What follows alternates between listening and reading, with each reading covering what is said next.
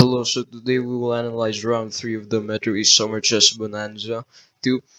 This is a standard tournament. This is the third round and last round of the day.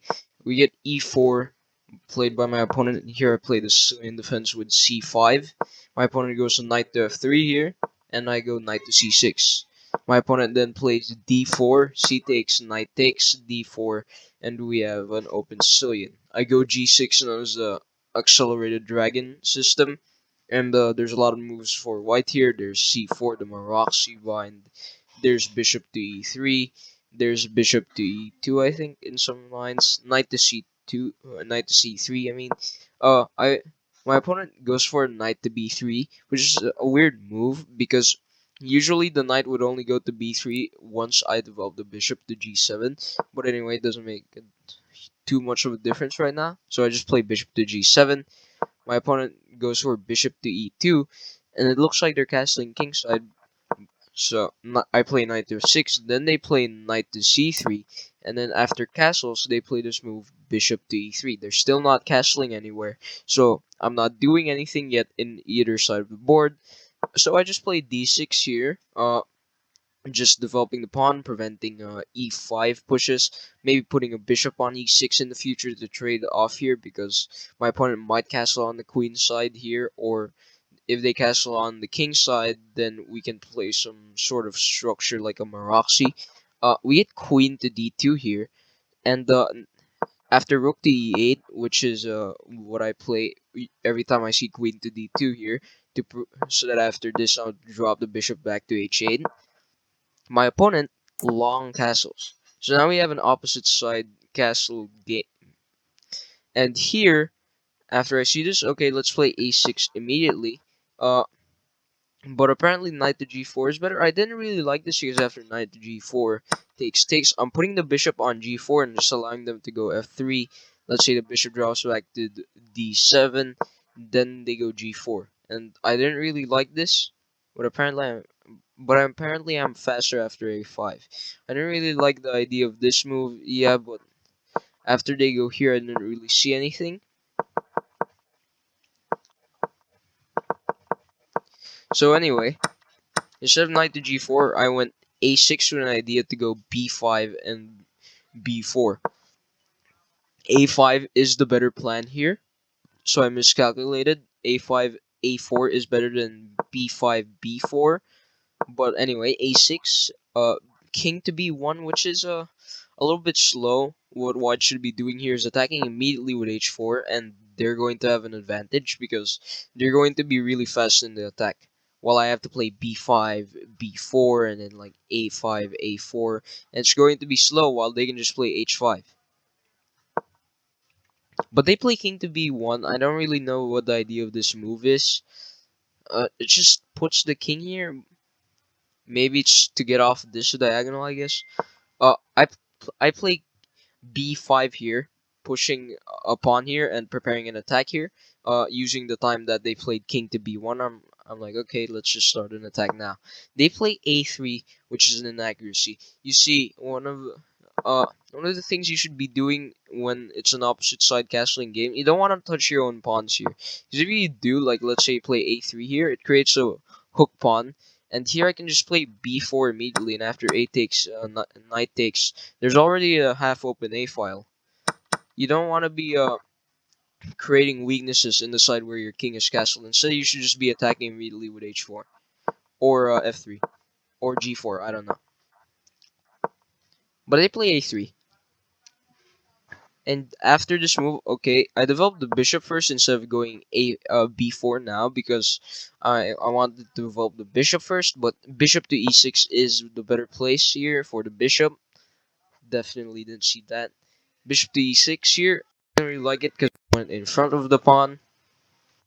But anyway, I played bishop to b7 to pressure this pawn this weak. Not really weak. E4 pawn here in the future. Maybe some tactics over here with knight takes e4. My opponent goes for h3, which is slow. They should just be going h4. This is the better move here. h3 is really slow because g4, g5 isn't really a push you want to be making here. You want to play h4 and then h5. But anyway, after h3 here, I play queen to c7, connecting the rooks here, like this. And then I'm definitely putting a rook on the b file and then a file, and then pushing these pawns to open everything up. My opponent plays f3 here. F3, I don't really know the idea of this move. Like, if I thought the idea of h3 was to go g4, but why not just play f3 and then g4? Because this is very slow, playing h3 and then f3. This is really slow. You should be in an opposite side castling games. The one who will be better is the one who gets to attack first.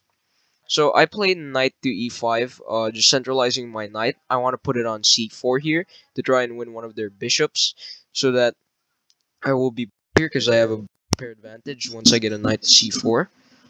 My opponent goes for a4. Again, you shouldn't be touching your queenside pawns if you castled queenside, because you're just going to be opening things up. So I just go knight to c4 immediately. They go queen to d3. I expected bishop takes c4, queen takes c4, and at least they still keep this dark squared bishop here.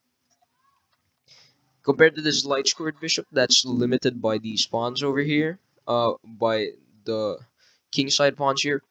But my opponent plays queen to d3. I take the bishop, they take back, and here I just take the pawn, opening up the b file, and now I have a half open a file, so it's looking pretty good. My opponent goes knight takes c4. I go bishop to c6 to attack the knight here. Uh, I was expecting this move. I mean, I wasn't, but I wanted to see this move, knight to b6, so that I could just play rook b6 and get a rook there on tempo, but they're not going to do that. Instead, they just put the knight on c3, which is the better move. So I played now rook eb8 here, and my plan is now a5 here, and already I'm threatening something after a5, like let's say g3 or whatever. a5 already is a tempo here, because if you move again, then I'm playing a4, knight moves, and then a3 here, and then pawn moves, a2 check, and this is a winning position, because the king has to go to b2 here, and I have a very strong pawn here. There's a massive attack here. I can definitely open up this bishop diagonal anytime I want with something like knight to d7, putting a knight here. And if you ever take this pawn here, queen to a7 is very strong over here. If you take, you can't take because of the pin, forgot. And then this knight's hanging, let's say you defend it, there is just bishop takes e4 and you're losing queen. So we were bishop to c6, knight to c3. I play rook eb8, preparing a5. My opponent goes bishop to c4 to develop the bishop to a better place, pressuring this f7 pawn. But because of this f3 h3 moves, these f3 h3 moves, I'm attacking first here because they were too slow. So now I just go a5, and already a4, a3, a2 is a big threat. They play knight to d4, and I just go ahead with my plan anyway. a4. They play the move bishop to b5. Bishop to b5 attacks the bishop, so I have to take knight d takes b5. And here I just go queen to a5, and there's going to be a tactic incoming here with this e pawn rook. Everything is going well here. My attack is going great. My opponent hasn't really been attacking. They were just becoming passive. They played the move queen to e2 because I was threatening to take, like, let's say g3. Obviously taking here is very good for me because I remove two defenders of the king, and now my bishop is going to be very strong here. And a3 is coming, and then a2, and then the king has to go here on a1, and then I can just go knight takes e4. My opponent, uh, after this move queen to e2, I just play a3 here. And you can't take because I can take either knight here. And I'm winning. Probably this is better because you're threatening this mate as well. But both moves are winning. They play the move b3. Uh, the engine doesn't like it because it just allows a2 check. Like let's say g3. Wait, now the best move is queen to c4, allowing them to take here. Takes to just get rid of that passed pawn, but apparently you're not even supposed to take back, so it's that bad. b3, I go a2 check. You can't take because then I just take. And if you go here, there's obviously just an extra queen. If you go, the best move is king to b2, but I play king to a1, and then now you can pause the video to solve this very nice tactic. Simple, but I had to triple check it because it was a standard game. So if you pause the video, the move is knight takes e4. Knight takes e4, and my opponent resigned. After this, they took some time. They resigned. Why? Because we open up the bishop, and because I put my both of my rooks here, I'm just threatening to take here. Like let's say a queen takes. Now I'm gonna sacrifice the queen with queen takes c3. This is what I was planning, and after this move, I just take with the bishop, and it's a beautiful checkmate. The a pawn is defended by the rook. Wait, so after knight takes e4, the threat is to take this, and you can't really stop it. Like let's say king to b2, the best move here is just bishop takes e3. Here, take, and you're losing. After bishop takes c3, you have to if you go there, it's mate. So yeah, you can't do anything. It's a mate.